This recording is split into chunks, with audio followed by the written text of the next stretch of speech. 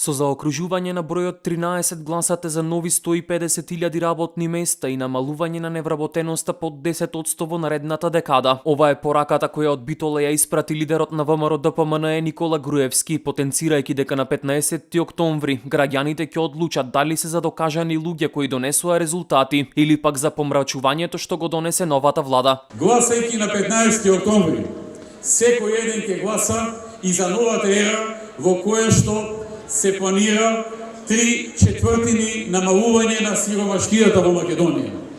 Истовремено се планира преполовување на невработеноста кај младите луѓе, со носење на инвеститори од надвор и со помагање на домашните да отворат нови работни места.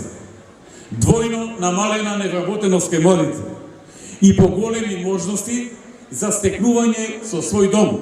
Кандидатот за градоначалник на Битола Зоран Илиовски најави дека Широксокак ќе стане посакувана дестинација за странските туристи, а Битола ќе прерасне во град на млади луѓе, кои токму овде ќе ја гледаат својата иднина. Довербата на гласачите се стекнува со два принципи.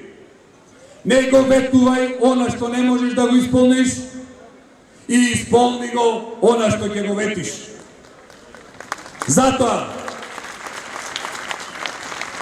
во изборната програма за Битола немаме ветувања, туку имаме конкретни проекти, реални планови со конкретен буџет и рокови. Во нашиот фокус се првенствено младите луѓе кои ќе ги задржиме во Битола со обезбедување работа, пристоен дом и квалитетни услови за живот. Луѓето кои ја сочинуваат кандидатската листа се квалитетни и искусни, а истите и досега докажале дека со желба и работа може многу да се постигне, истакна носителот на листата Димитровски. Пред нас се 4 години во Советот на општина Битола. Од оваа говорница ветувам дека ќе бидеме крајно посветени за Битола да стане уште поуспешна и подобра општина за живеење.